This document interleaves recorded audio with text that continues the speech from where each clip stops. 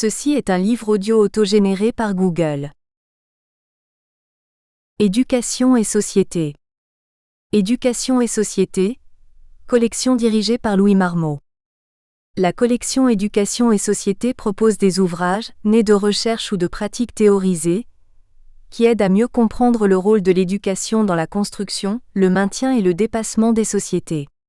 Si certaines aires géographiques, riches en mises en cause et en propositions, l'Afrique subsaharienne, l'Europe du Sud et le Brésil, sont privilégiées, la collection n'est pas fermée à l'étude des autres régions, dans ce qu'elle apporte un progrès à l'analyse des relations entre l'action des différentes formes d'éducation et l'évolution des sociétés.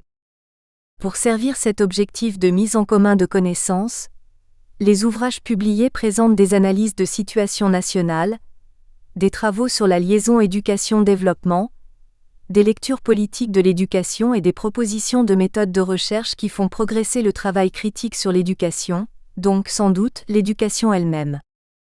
Dernière parution.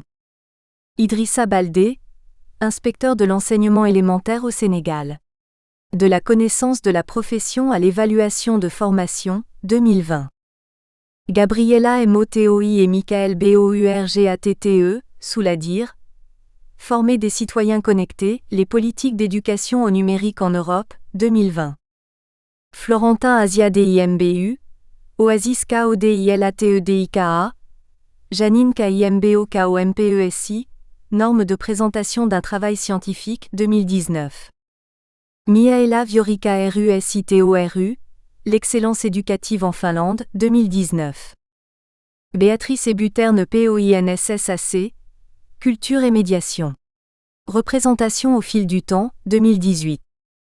Éric Meignier, L'illusion de la liberté au travail, 2018. Francis Danvers Souladir, S'orienter dans un monde en mouvement, 2017. Moustapha Diallo, Professionnaliser les praticiens d'administration en Afrique, 2016. Dédicace. À Maria Elena Marmot Lousada de Vasconcelos, compagne de ces rencontres et de ces pages. Introduction. Le pédagogue fait toujours œuvre politique. Les auteurs que ce livre associe pour nous aider à mieux comprendre comment peut se construire la conscience politique nécessaire à la vie démocratique sont des témoins, au double sens du terme, puisqu'acteurs responsables et marqueurs de repérage. Leurs travaux rappellent que la pédagogie ne peut ignorer la politique et chacun, mais de façon différente, à la fois en tient compte et la construit. Ces auteurs n'ont pas été des politiciens professionnels, et si certains ont eu des responsabilités politiques radicales ou publiques, ce n'est pas le cas de tous. Ce n'est pas là dire que l'engagement politique ne les intéressait pas, au contraire. Mais leur rapport à la politique a pris pour les uns et les autres des formes différentes, pas toujours explicites comme l'engagement dans un parti, et ceux qui ont accepté des responsabilités politico-administratives, éventuellement lourdes et décisives, l'ont fait en tant qu'éducateurs après avoir été reconnus comme tels. Les responsables politiques veulent souvent apparaître comme les éducateurs de la population, l'instruire peut-être et surtout l'orienter, alors qu'ils devraient n'en être que les représentants. Le rapport entre la pédagogie et la politique est plus simple. Il ressort du soin des autres, de l'aide à leur construction responsable. Ce qui nous proposons donc, en parcourant l'œuvre de grands acteurs de la pédagogie du XXe siècle, n'est donc pas l'analyse de leur éventuelle action politique ni de leur sympathie en la matière, allant de la démocratie chrétienne à l'anarchisme, mais seulement, et c'est déjà beaucoup, le message politique de leur engagement pédagogique, ce en quoi ils aident à construire une véritable conscience politique. Dans cet ouvrage qui n'est pas un livre de philosophie ou de sciences politiques, nous ne nous interrogerons pas longuement sur la notion de conscience politique. La définition simple qu'en donne Hervé de Bonrivage nous paraît suffisamment explicite et opératoire. La capacité pour un individu de se situer dans la société et dans son écosystème en tant que nœud d'un réseau multidimensionnel. Filiation biologique et familiale, milieu de ces différents apprentissages, famille, école, etc. Environnement naturel, social et hautement professionnel, culturel, économique et politique, et surtout sa capacité d'analyser les rapports de pouvoir existants au sein de la société dans laquelle il vit mais aussi des autres sociétés. Les dimensions politiques marquant l'engagement dans l'éducation sont repérées ici au travers d'une relecture de l'œuvre de 7 éducateurs qui sont aussi des auteurs. Tous qualifiés de pédagogues, aux démarches différentes mais qui se retrouvent dans le même objectif de formation d'être responsables, ils nous aident à penser la politique en donnant les axes de réflexion et d'action, des axes qui montrent aussi des étapes des acquisitions nécessaires. Valise de la conscience politique qu'il est de la tâche des éducateurs d'aider à construire, ne serait-ce que pour permettre une insertion active dans la société de ceux qu'ils participent à former. Leur repérage dans l'œuvre de chacun illustre plus particulièrement l'une d'elles même s'il n'ignore pas les autres, permet de mettre en évidence les exigences, les étapes de cette construction.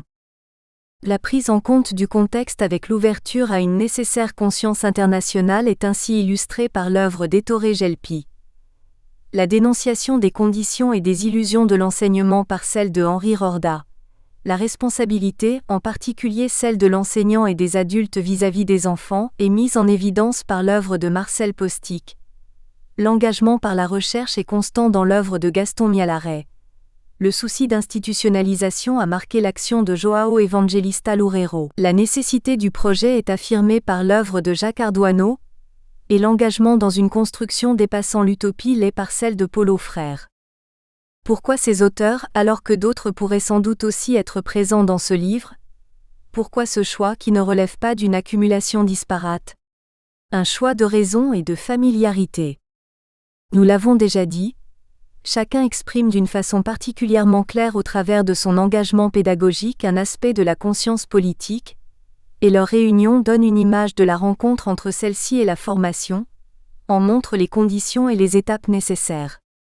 L'autre raison est de familiarité, et ce n'est pas anodin, car j'ai eu la chance de travailler et de partager une réelle amitié, de partager certains combats aussi avec 5 d'entre eux, Gaston Mialaret, Marcel Postick, João Evangelista Loureiro, Jacques Ardoineau et Ettore Gelpi, tous maintenant décédés. Quant aux 2 autres, Paulo Freire, seulement rencontré, ne peut être oublié et Henri Rorda qu'il était, pose les questions les plus graves sur l'utilité de tout cela. À tous dans cet ouvrage, nous laisserons donc grandement la parole qui, même restreinte au thème que nous avons privilégié, est suffisamment nette et claire pour primer sur nos commentaires sans glose ni plagiat. Premier chapitre, connaître le contexte, Ettore Gelpi 1933-2002. Ettore Gelpi, longtemps responsable de la formation des adultes à l'UNESCO, l'un des grands penseurs et acteurs du domaine, se présentait comme italien, européen et terrien. Son œuvre, parfois comparée à celle de Paulo Freire, est résolument consacrée au travers de l'action présente à la construction de l'avenir. Cela l'a conduit à réfléchir sur le sens du travail, comme fondation et comme exploitation, sur la division internationale du travail, de plus en plus raffinée, sur le pouvoir, la dépendance et la violence qu'ils engendrent, sur les nouvelles technologies aussi, espoir souvent mis en cause, et enfin sur les tâches nécessaires, marquées par la nécessité de résister et le besoin de faire. L'œuvre d'Ettore Gelpi est marquée par une affirmation forte, la dépendance du domaine pédagogique vis-à-vis des rapports de force liés à l'organisation du travail et en retour, la transformation du travail par celle de la formation. Une des plus importantes conquêtes de la réflexion pédagogique de nos jours est peut-être la double constatation que a. Une analyse du travail dans les sociétés contemporaines s'impose comme condition préalable de toute stratégie éducative, b. Élévation du niveau de formation initiale des travailleurs est un facteur qui contribue considérablement à la transformation du travail. Gelpi 1983, 49. En un double mouvement donc qui n'est pas régulation, puisque s'accroît l'écart entre les conditions de travail et les aspirations des travailleurs. En plus, on ne peut ignorer que dans de nombreux pays augmente progressivement la distance entre les conditions et les contenus de l'emploi d'un côté et les aspirations des travailleurs de l'autre. Gelpi 1983-50. Le principal déterminant de son analyse est l'interrelation complexe entre éducation et travail. Si l'éducation est aujourd'hui une composante du travail, la nature de cette éducation suppose une réflexion sur le travail et vice-versa. À la vérité, toute modification du travail est un point de départ pour la transformation de l'éducation. Gelpi 1983-56. Cette interrelation est bien sûr particulièrement manifeste dans le domaine d'élection d'Ettore Gelpi, l'éducation des adultes, l'éducation de ceux qui sont, ou devraient être au travail. Construire des politiques d'éducation permanente, ou éducation institutionnelle, auto-apprentissage, création culturelle, se rencontrent et ont leur propre autonomie. Demande de conditions sociales, politiques, culturelles et économiques favorables, mais en même temps ces nouvelles politiques éducatives peuvent contribuer à améliorer ces conditions. Gelpi 1982-11. Ce à quoi il s'est consacré. 1. Le travail, droit, liberté ou culture. La référence au travail est récurrente dans l'œuvre d'Ettore Gelpi. Le travail est fondateur, et c'est par lui et sur lui que se jouent les enjeux du développement des sociétés. Le travail est intégré à toute activité humaine qui ne sait exister sans lui. D'où le rappel de la position de Karl Marx dénonçant l'éducation traditionnelle en ce qu'elle séparait l'éducation intellectuelle de la préparation au travail, et remarquant qu'une chance paradoxale est à saisir dans une nouvelle forme de la production capitaliste qui a besoin de faire acquérir de la formation aux travailleurs afin qu'ils puissent être exploités. L'histoire donne sans doute raison à Ettore Gelpi en ce sens que l'augmentation de la formation reçue par les travailleurs a accompagné les modifications des conditions de la production. Mais ce progrès global, qui ne doit pas faire oublier qu'une très longue formation, par le compagnonnage en particulier, permettait une préparation d'excellence à certains métiers restés longtemps en dehors du jeu capitaliste, par exemple d'artisans, est sans doute illusoire, l'uniformisation des formations facilitant une augmentation quantitative aisément vérifiable mais certainement pas la quête de la qualité et de l'adéquation, cherchant seulement l'apostrophe. Ces repères dans des essais de mesures balisés par des normes internationales, et l'autre dans des statistiques ignorant les causalités. 1.1 Un droit à contrôler, le droit au travail. Les notions de droit et de devoir ont beaucoup occupé les philosophes et les politologues qui s'en nourrissent. Sans doute parce que ces notions sont éminemment relatives. En particulier, celle de droit au travail, présentée comme porteur de liberté, mais dont Paul Lafargue a bien montré l'ambiguïté manipulatrice. Car si ce droit de participer au travail et la garantie d'y accéder peuvent être encore aujourd'hui une proposition révolutionnaire, elle est bien au-delà d'un simple droit au travail, du droit d'avoir du travail dans une société où le travail est la cause de toute dégénérescence intellectuelle, de toute déformation organique. Lafargue 1946-1880, 17. Elle suppose d'abord que le travail doit être contrôlé par celui qui le fait. Les passés syndicaux peuvent montrer que les travailleurs en ont été conscients et Ettore Gelpi le croit. Le droit au travail est la première revendication des travailleurs. La suit immédiatement la revendication pour une participation à la gestion de son propre travail. Gelpi 1983-54. Ce qui n'est en rien automatique et suppose la mise en place et la prise en compte de moyens et d'actions précis, de conditions structurelles qui dans les différents contextes favorisent le contrôle du processus de production. A. Diffusion et élargissement des charges de direction entre tous les travailleurs. B. Développement des processus autogestionnaires. C. Élévation du niveau d'information de tous les travailleurs. D. Expérience de transformation de l'apostrophe. Organisation du travail, élargissement et circulation des tâches. Gelpi 1983-54. Le contrôle du travail par ceux qui le produisent, met fondamentalement en cause hiérarchie et bureaucratie.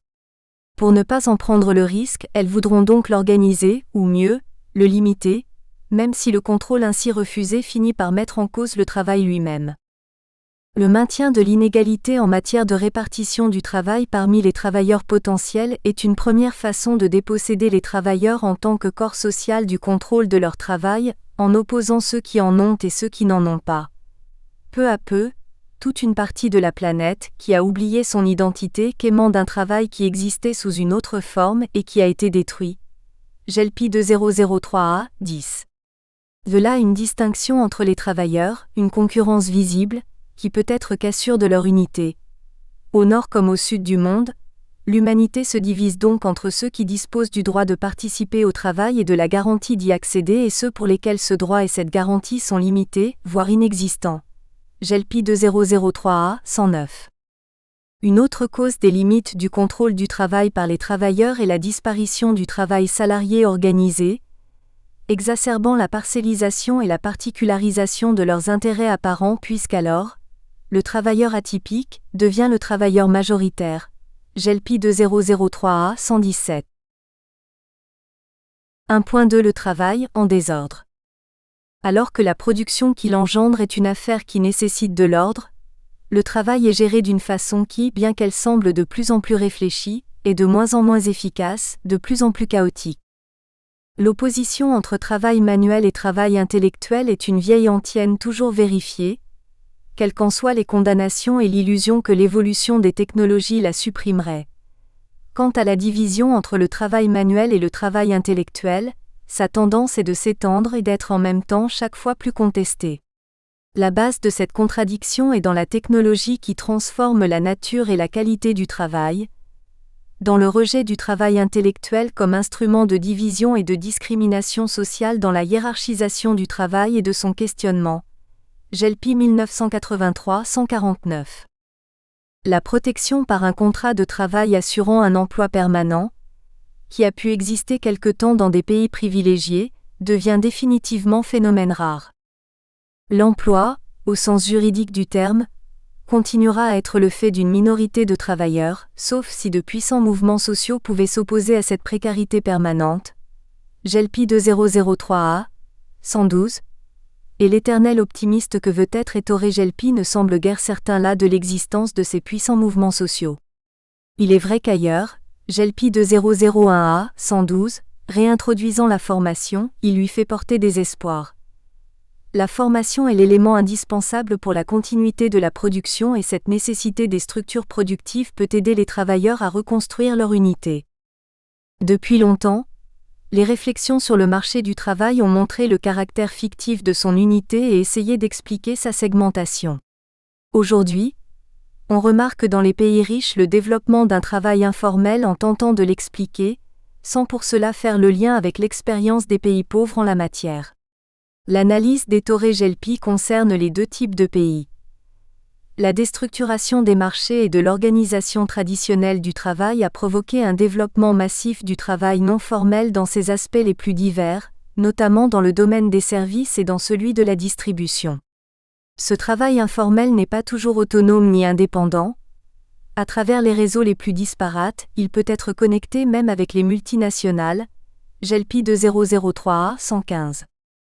Ces désordres dans la gestion du travail conjuguent les effets de la recherche constante d'une baisse relative des coûts d'entretien des travailleurs, chômage technique, plans sociaux et délocalisation la rythme, et d'un souci d'apparence de démocratie et de protection sociale, une apparence qui ne peut être maintenue.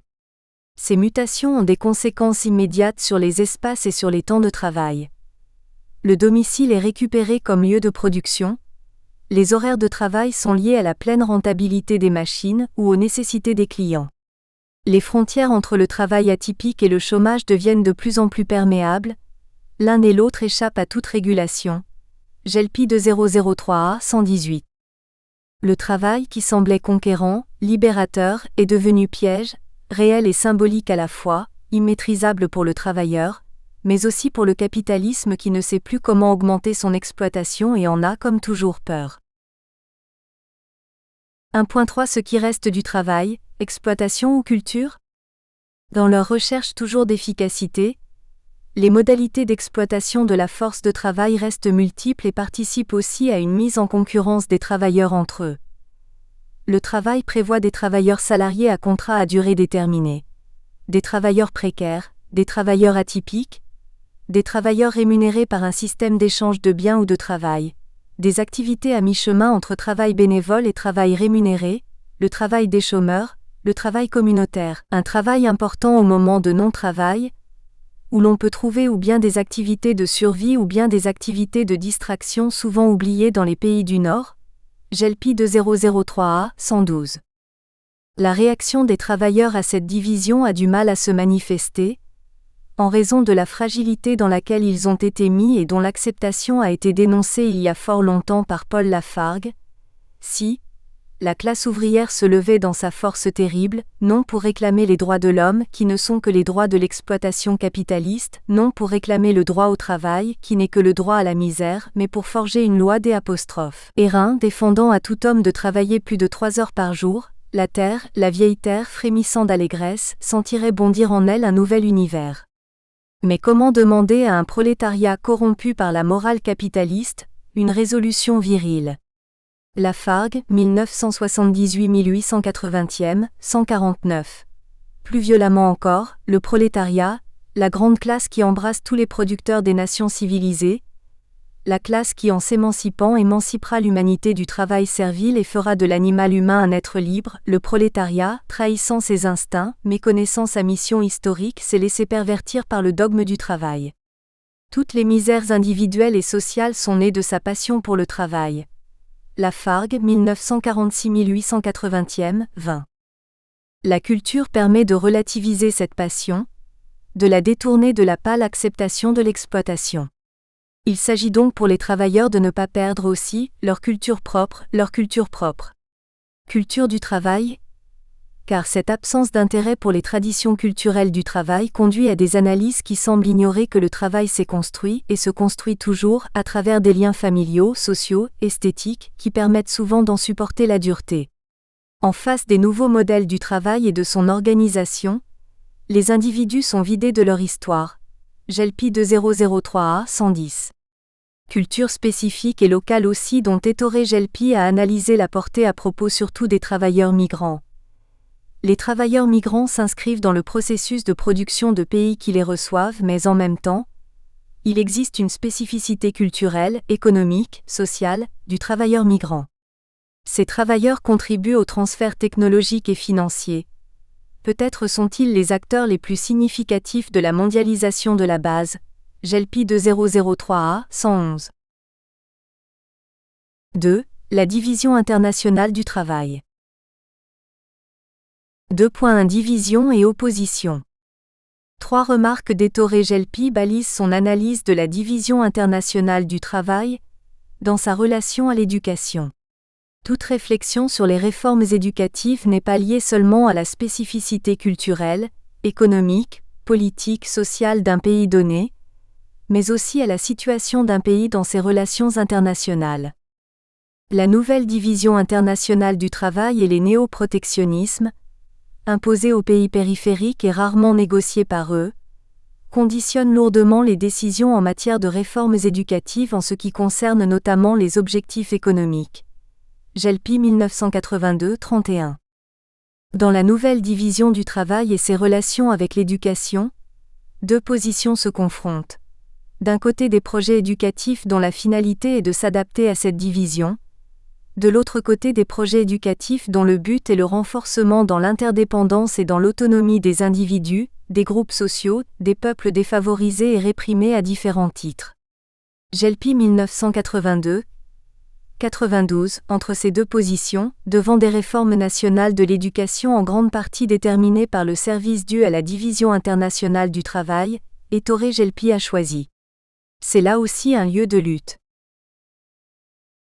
2.2 Constance et mutation. La division internationale du travail est une constante de l'histoire, mais sa nature a beaucoup changé.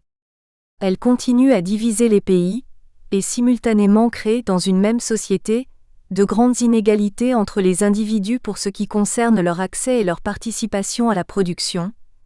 Gelpi 2003a 109. Est-ce la nature ou bien la forme de la division internationale du travail qui a changé? Cette division a pris son sens dans le cadre de la construction du capitalisme, alors même que l'évolution de la formation des États conduisait à distinguer des niveaux nationaux et internationaux.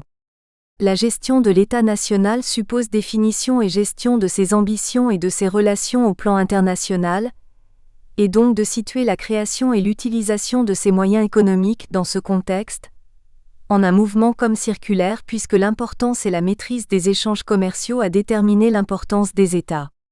Mais le mouvement continue et les États ne sont plus les moteurs de cette division internationale du travail. Ils n'en sont peu à peu plus que les réceptacles, même plus le cadre, plus ou moins actifs selon leur puissance par ailleurs, militaire par exemple, parce que la force et l'indépendance militaire ne sont bien sûr pas indépendantes de la force commerciale et industrielle ni de la capacité d'innovation en la matière. 2.3 Ainsi la mondialisation. Pour Ettore Gelpi, qu'il importe ici de longuement citer, la mondialisation c'est aussi la forme nouvelle d'un pouvoir impérial, succédant à d'autres pouvoirs impériaux. En ce sens, elle joue un rôle fondamental en ce qui concerne les savoirs et les connaissances. En fait, il s'agit de 3 centres de pouvoirs impériaux, les pouvoirs financiers, militaires et médiatiques, qui se renforcent l'un l'autre. Parallèlement, les pouvoirs étatiques, nationaux et internationaux apparaissent de plus en plus faibles. JLP 2001b. Ces centres de pouvoirs impériaux dominent la production et la diffusion du savoir. Internet, l'EAO, l'ordinateur ont une origine militaire. Il faut donc rester vigilant, car les objectifs pour lesquels ils ont été produits n'étaient pas précisément des objectifs de citoyenneté et de bien-être.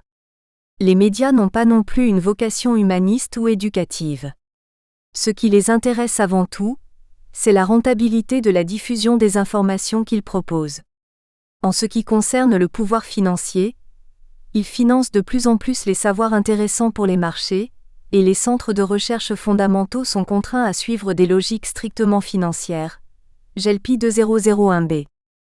Mais pourquoi également ne pas directement nommer les choses? Ici, l'impérialisme, même si le mot peut sembler vieillot, qualifié semble-t-il avec justesse par Lénine de stade suprême du capitalisme. Ce qui n'est pas anodin, si l'impérialisme tente encore de se répandre par tous les moyens, ce pourrait être aussi parce qu'il rencontre là les limites de l'expansion du capitalisme, un régime économique qui ne peut justement survivre sans expansion. Nous en sommes au dernier stade du capitalisme dans ses derniers soubresauts de conquête autodestructrice. Incapable de se développer puisque cela supposerait la possibilité de développer une exploitation qui a ses limites techniques, même si les morales sont mises en avant de temps en temps de plus en plus impératives. Il ne faut donc pas croire que le succès du terme de mondialisation soit lié à la nouveauté ou à la spécificité des phénomènes qui l'encadrent. On se trouve seulement devant le camouflage, l'étiquetage politiquement correct d'un mouvement qui a pris ses caractéristiques avec le développement du capitalisme et dont il est l'une des caractéristiques, l'impérialisme. Ne plus en parler peut faire croire à l'éternité du capitalisme. Nous parlons de mondialisation dans le cadre imaginaire d'un capitalisme triomphant et durable, dont on ne prononce même plus le nom tant il semble partout présent, tant il semble avoir tué toute opposition ou contre-modèle, comme s'il n'était pas capable de s'autodétruire. Pour vivre cette fin du capitalisme, on a besoin d'idées, de nouvelles formes de défense. Pour la suite, l'après, il faut inventer, en être capable et y être prêt. Sachant que seules les pratiques alors mises en place vérifieront nos compréhensions d'aujourd'hui. Les crises sont là, répétées, marquant la période. Un texte concernant les années 1980, mais d'une application bien plus large, les situe. Il y a un grand nombre de crises potentielles dans cette période, incluant l'élévation du progrès technologique et les limites sociales du capitalisme. Il y a aussi des crises pour quelques pays pendant que d'autres se développent, et des problèmes pour certains groupes donnés pendant que d'autres sont appuyés. JLP 1985-58. 3 Dépendance ou violence? 3.1 Place et recherche du pouvoir. De manière superficielle, dans plusieurs pays on pense que le pouvoir se situe chez les responsables politiques et dans les structures administratives de l'État ou locales. En réalité, le pouvoir qui décide est au niveau national et international, dans les structures sécuritaires, militaires, policières et de renseignement, dans les multinationales, notamment financières, dans les réseaux de communication et d'information, et dans les centres les plus puissants de recherche, souvent en relation avec les 3 premiers systèmes sécuritaires, financiers et d'information. JLP 1997-13, JLP 1998-165. Plus spécifiquement, à propos des pays du Sud, une partie de ces pays sont en condition de négocier leur participation à l'économie mondiale. D'autres malheureusement subissent sous une forme ou sous une autre la violence de la dépendance. JLP 1998-165. C'est là peut-être une illusion optimiste.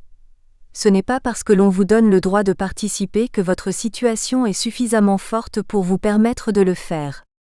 Ettore Gelpi le remarquait bien, en s'interrogeant sur ses propres comportements.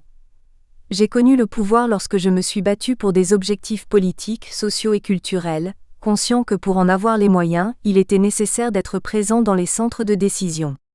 J'ai voulu et je veux peut-être trop, le pouvoir de décision sans les compromis qui vont avec. Gelpi 1987, 10. 3.2 Présence de la violence.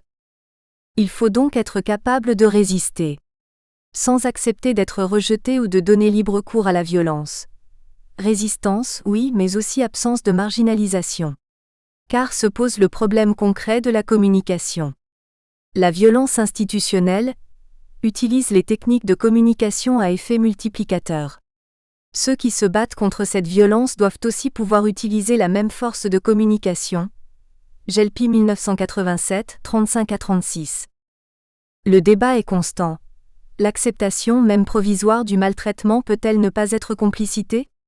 Une acceptation qui semble faciliter au profit du plus fort, la vie en commun, mais qui retarde le changement et ralentit les forces révolutionnaires. Au contraire, si une violence nue est toujours préjudiciable aux individus pris isolément, le déchaînement d'une violence cassant ses entraves et libérant de nouveaux futurs ne peut-elle sembler parfois collectivement utile ? La violence reste propriété des puissants, mode d'expression et d'action qui fait mouvoir les sociétés. Selon une vision ancienne, mais maintenue, les dirigeants des États apparaissent comme chefs de guerre. Diffèrent bien sûr capacité, degré et fonction.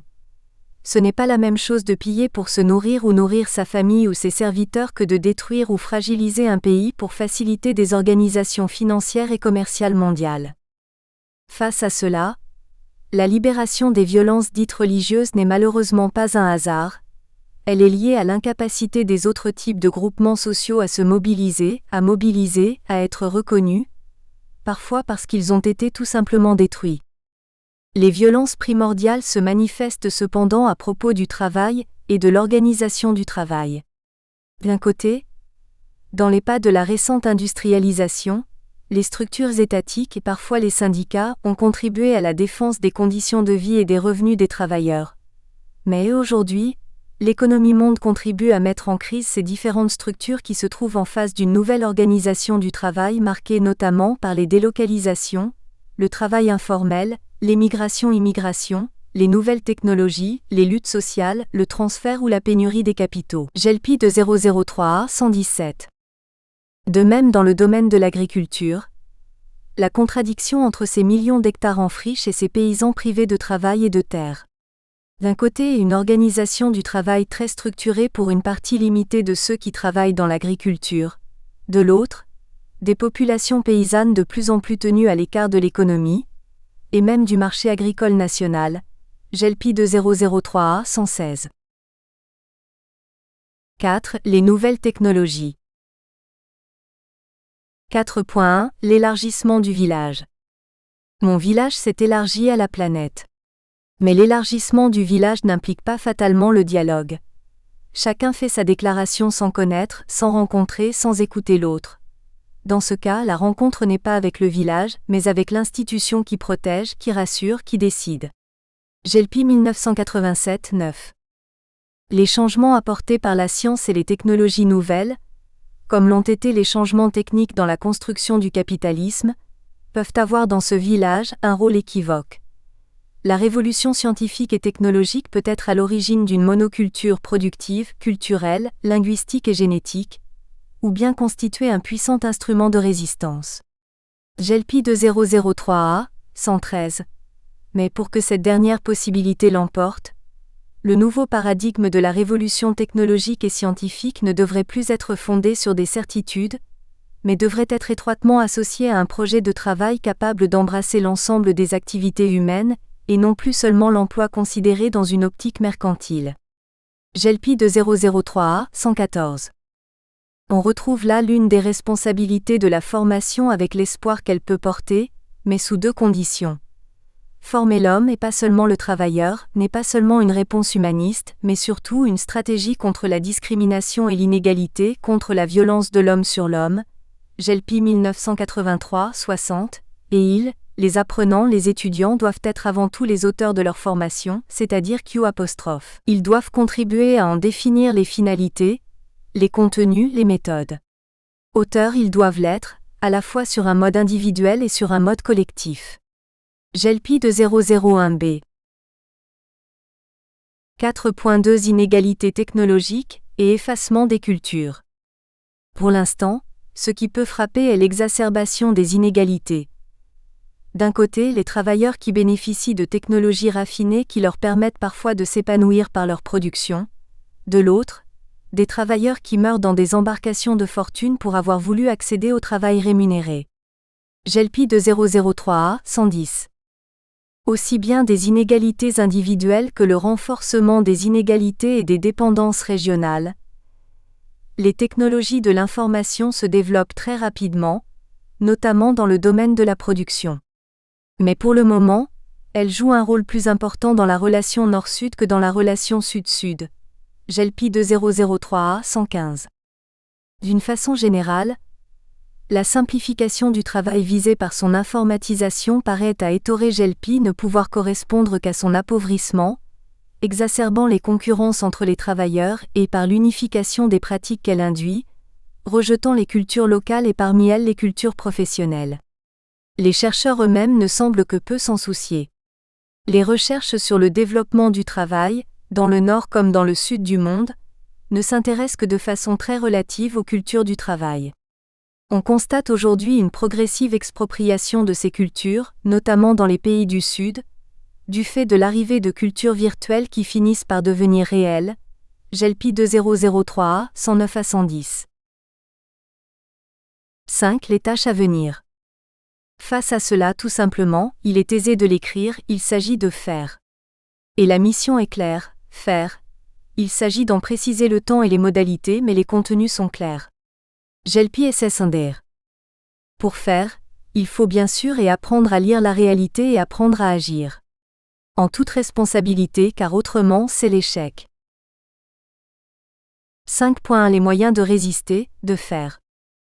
Il est donc important de savoir mettre en œuvre sa capacité de résistance, d'exister, au risque de se mettre en danger, mais aussi d'une plus grande capacité d'analyse et d'action. Le refus des compromis, ou carrément de la corruption, la cohérence intellectuelle, les prises de position peuvent signifier la mise à l'écart de leur auteur. En même temps, la résistance dont il fait preuve peut lui permettre de toucher plus au cœur des problèmes, de trouver d'autres acteurs engagés eux aussi dans l'action et dans certains cas de négocier avec le vrai pouvoir et non avec ses agents. JLP 1992 139 à 140. La formation fait partie de ce combat. Plus que jamais, l'accès aux connaissances et à la formation est devenu fondamental non seulement pour le développement de l'individu, mais aussi pour la possibilité qu'il lui donne de s'insérer dans le monde de la production. JLP 2003A 109. Les effets de la formation peuvent cependant être fragilisés. Il est certain que l'accès aux connaissances développe les capacités de compréhension et de proposition des individus, à la condition toutefois qu'ils puissent les mettre en œuvre, et c'est là que les faits sont de moins en moins évidents.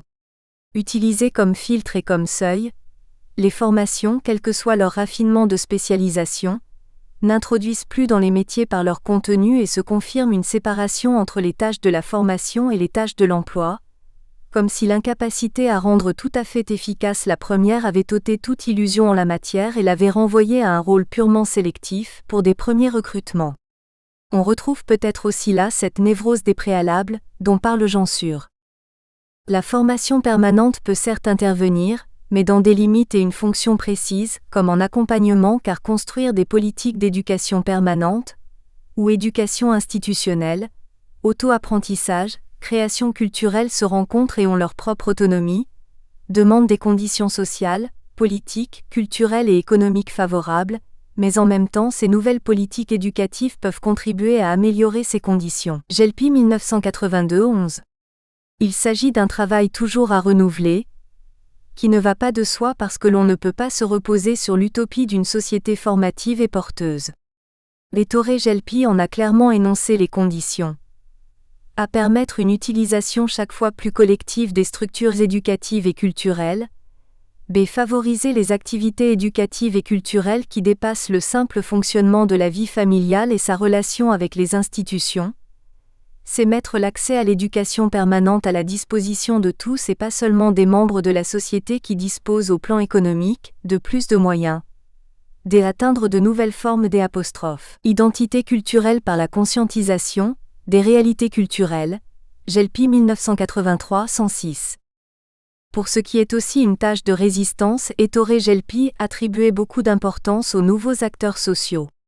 Ils ont pourtant été longtemps engoncés dans les formes déjà connues de la revendication plus ou moins instituée et régulée, alors que leur force existe d'autant plus qu'elle est nue, irrépressible. Risquant certes de détruire ce qui n'a plus de sens mais risquant de n'en apporter guère. Des actions de plus en plus nombreuses et visibles, bien qu'encore minoritaires, témoignent cependant de la justesse possible de son espoir. 5.2 La lutte pour la paix. Education et paix sont liées et la réflexion sur la paix, qui est aussi lutte pour la paix, est avant tout éducation. Le rôle de l'éducation se précise dans les mouvements, les institutions et les pays face aux problèmes de la guerre, de la violence et de la construction quotidienne de la paix. C'est à ce moment précis que le projet éducatif dévoile ses objectifs et sort de l'ambiguïté. Plus explicitement, la construction de la paix signifie plutôt une reformation de la production, de la consommation, pour éviter ainsi une violence indirecte mais néanmoins permanente l'homme sur l'homme. L'éducation, surtout lorsqu'elle est associée à la culture, peut jouer un rôle essentiel pour faire prendre conscience de l'importance des changements substantiels concernant production et consommation, dont l'objectif semble être uniquement le profit immédiat. Gelpi SSD. Opératoirement, Ettore Gelpi propose un classement en 4 catégories des activités éducatives concernant la paix. A. L'analyse des relations internationales qui peuvent engendrer des situations de conflit, de guerre ou de paix. B. Les activités pour l'éducation à la paix dans les institutions éducatives et les activités menées dans la société pour informer les publics sur les dangers de la guerre. C. Celles contre le développement de la production militaire et le déploiement des systèmes d'attaque et pour la transformation des industries de guerre en structures productives de paix. D. Les activités de transformation des conditions de vie dans un même pays et les activités contribuant au développement des relations internationales, fondées sur le respect de tous. Gelpi 1992-129. 5.3 Les luttes non violentes. La formule de lutte non violente qu'aimait utiliser Ettore Gelpi peut-elle avoir vraiment sens pratique ? Les contradictions dans l'organisation et la répartition du travail qu'il dénonçait, ne sont-elles pas nécessairement fauteuses de guerre ? Il s'en est longuement et clairement expliqué. Les luttes non violentes pour la terre sont aujourd'hui menées surtout pour empêcher la destruction des ressources humaines et naturelles. Elles passent par les différents types d'identité, la modernité, la rationalité, la démocratie, qui s'opposent au nationalisme exclusif, à la modernisation à l'avantage des uns et au détriment des autres, à la rationalisation dont souvent la logique est la seule rentabilité, à la démocratisation, dont on voit souvent les amis des anciens dictateurs prêcher les bienfaits et les valeurs. Elle passe par une vie associative renouvelée, par une décentralisation du pouvoir, par une participation des populations aux décisions qui les concernent, par une soumission de la technologie aux intérêts de la personne humaine et de la nature. Il ajoute « La lutte non violente, dans la meilleure tradition de Guardia de M. Gandhi, de M.L. King, de S. Allende, est aujourd'hui une nécessité parce que les conflits, les violences, les destructions ne peuvent pas être résolues seulement par la réflexion et l'observation toujours indispensables, certes mais insuffisantes à elles seules, ni par de pieuses déclarations. Gelpi SSD. Les luttes scientifiques, lorsqu'elles ne sont ni grégaires ni corporatistes, sont de ces luttes non violentes. Par exemple, dans le cadre de l'éducation comparée, discipline qu'Ettore Gelpi a aidé à constituer ayant à manier les outils des différentes sciences sociales et humaines, économie, sociologie, sciences politiques, géographie, histoire, droit, administration, démographie, etc., donc faisant appel à des disciplines habituellement distinguées par leurs usagers, les associations et les organisations internationales qui dans leurs actions comparatives ne sont pas seulement des instruments éducation comparée, mais aussi des indicateurs précieux des contraintes, des conditionnements, des jeux d'influence de tel ou tel pays intéressés à véhiculer des modèles et des idéologies éducatives. Face à cela, les chercheurs doivent se battre s'ils ne sont pas eux-mêmes complices du pouvoir, d'une part pour poser les vrais problèmes de recherche et d'autre part pour faire connaître les résultats des recherches, même s'ils ne sont pas conformes aux attentes des groupes dominants de tel ou tel pays. Ces luttes scientifiques ne sont pas seulement des luttes individuelles, elles sont aussi collectives. Gelpi 1992-91. Ces luttes s'apparentent sans doute en une approche plurielle à la mission proposée par Friedrich Engels à la science économique, de montrer que les anomalies sociales qui viennent se faire jour sont des conséquences nécessaires du mode de production existant, mais aussi en même temps, des signes de sa désagrégation commençante, et de découvrir à l'intérieur de la forme de mouvement économique qui se désagrège les éléments de la nouvelle organisation future de la production et de l'échange qui éliminera les anomalies. Engels 1963-1877-78, 181-2. Dans ce contexte, face aux forces en présence, le travail de lutte, pour être efficace, ne peut être que collectif. Ce n'est pas mon travail de chercheur international qui pourra empêcher que 95% de la recherche soit faite dans les pays nantis, que la production et la recherche militaire continuent à être une des plus significatives des activités des pays du Nord, que le pouvoir soit souvent exercé dans les pays du Sud par de petites minorités mandatées par les pays les plus puissants de la planète. Pourtant, Ettore Gelpi l'affirme, les recherches empiriques, théoriques comparées et prospectives sont notre affaire à tous. Gelpi 1992-13. 5.4 L'indépendance. Pour avoir sens, ce travail collectif ne doit pas être a priori entravé. Dans un monde que l'on dit solidaire, il faut, pour résister et se développer, pouvoir être indépendant. S'ils veulent agir, les pays pauvres doivent s'en donner les moyens, les prendre et de ne pas les attendre des autres, se donner des structures de fonctionnement propres, non dépendantes des bons vouloirs ou des intérêts d'autres. Le commerce ne peut être égalitaire, alors même que se développe dans des dimensions nouvelles et parfois sous les habits de l'aide un commerce. Nous espérons que vous avez apprécié cet aperçu. Pour continuer à écouter ce livre audio sur Google Play Livres, utilisez le lien dans la description de la vidéo.